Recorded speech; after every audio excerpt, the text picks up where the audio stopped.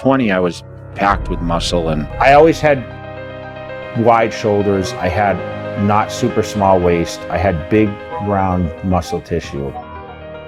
My structure was superior to a lot of people's structure. I was never going to be a classic. I was never going to be a men's physique. I was always bred to be an open bodybuilder. Hence, years later, I won the Mr. Olympia. It's not easy. You have to build the density. I mean, I always say density is like the key to becoming the best bodybuilder, and that means years and years of training. Like, I wanted to outmuscle the hell out of everybody. And that was my mindset.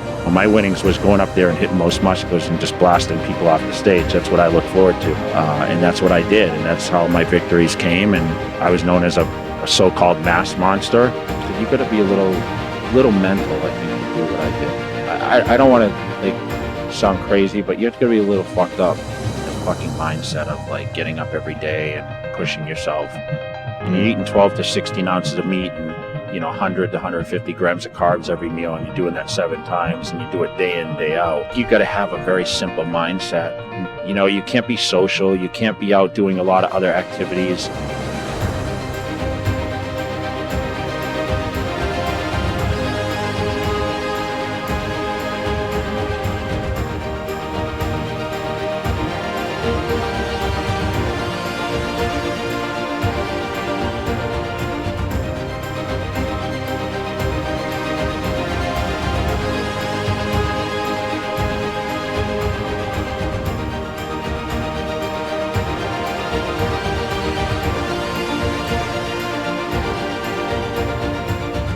So you put on the blinders and you have tunnel vision on what that ultimate goal is. I was always on track with everything. I mean, everything was structured. I lived in a fucking box in order to be the best, meaning I had no outside. People would call me with their problems, I'd hang up on them. Like, the phones were off. Don't bother me with negative shit. And I just went at it. Like, that's all I cared about. Like, that was what my life was like. It was like go full fucking throttle every day. That discipline was there. I always tell everyone it wasn't about the body, it was about the mind at first. But I trained my ass off. For me, I just love to train. That's what separated me from like most guys.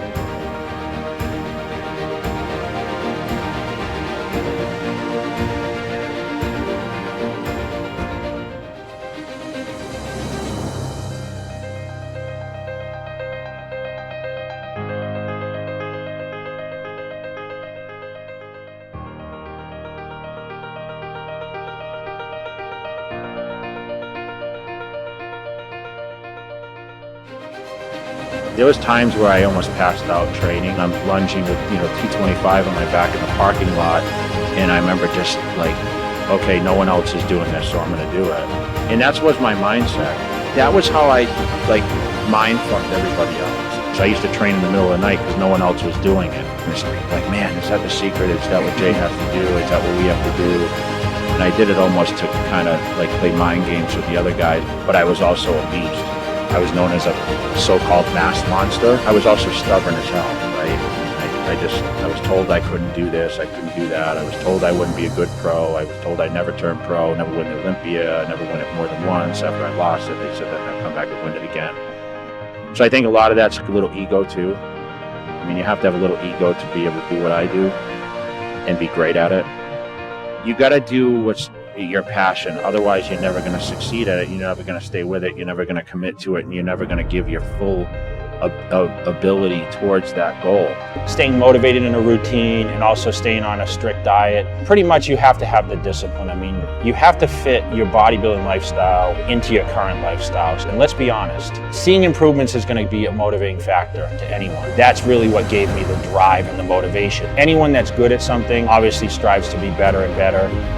They want to see how far their potential actually goes, and I think that's the same thing with trying to see what the weight training, of course, getting your body in the right kind of condition, whether it be to be a bodybuilder competitively, just to be fit or basically to lose body fat. I think anything in progression and success is going to give you that edge.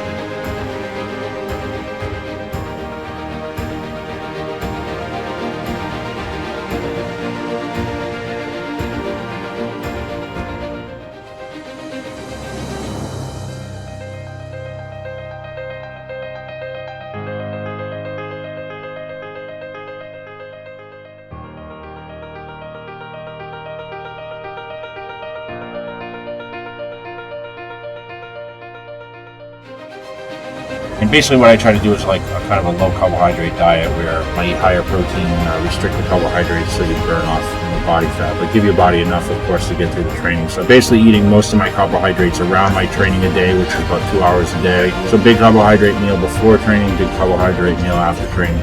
The best thing to do is plan ahead. I think a lot of people just try to go by the flow, and that's not necessarily the best way because active life gets in the way. It was always just trying to get enough to get that blood flow in there, pump the muscle up, get out of the gym. Finding a set pattern, fitting those meals in there to fuel the workouts, and setting that set routine where you're day in, day out, following the same program, and that will allow yourself to make improvements. Seeing improvements is going to be a motivating factor. I came from nothing. I look at bodybuilding as you become an artist, I think. A lot of people transform themselves by looking in the mirror and they see what ultimately they can achieve. They chisel their bodies to be their absolute best. Back in the day, like I loved to train. Like I started at 18, I found that the gym was a stress reliever for me. And what greater thing, I was able to develop my body at the same time. And then I was able to get competitive bodybuilding. And I did well at it. And if I didn't do well, I probably wouldn't have stayed with it. But I loved to train. And I didn't bring phones into the gym. It's about hitting the gym and working out to build your body beyond what the norm is. I've overachieved what I actually thought it would or what was possible. Coming from, a small town in Massachusetts. Went to Olympia and I got dusted. I got second to last. I was 15 out of 16 and I was like, should I quit? I was like so devastated. I remember saying to my wife at the time, am I just not good?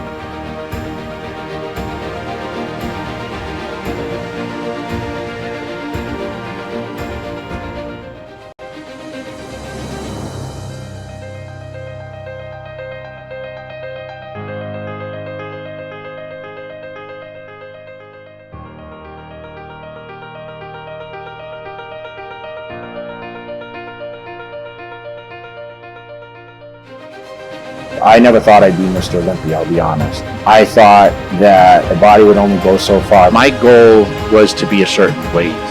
When I started, I said I wanted to be 240 and I would cut it off at 240.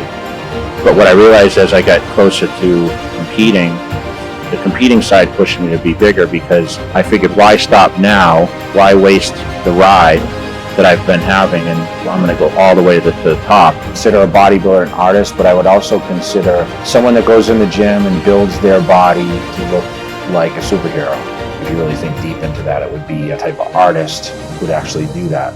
You're creating a vision of something that you consider the ultimate, and people craft their bodies to be what their ultimate look is set out to be. I challenged myself every day when I went to the gym and said, okay, can I be stronger this week? Can I do this movement and feel better about it from the week prior? What challenges can I face? Was every day be able to look at myself in the mirror and see what I'm building. We're gonna crush it. To get to a big level to Mr. Olympia, that's a tough one. You have to have a strong mentality to be able to maintain being the champ. Have a lot of negative when you're a target and people will criticize you. You have to know how to handle it and not shout back and not be consumed by the negative comments, and surround yourself with the positive things, but not the over positive things. So if you're someone in your team hyping you up and telling you, don't worry about it, you got this, it's easy for you. You need sometimes people like, hey man, keep working harder, keep doing this, and keep improving. And I was very, very good at that. I would ask and evaluate the people closest to me, say, okay, what can I do to improve? Or what do I need to improve?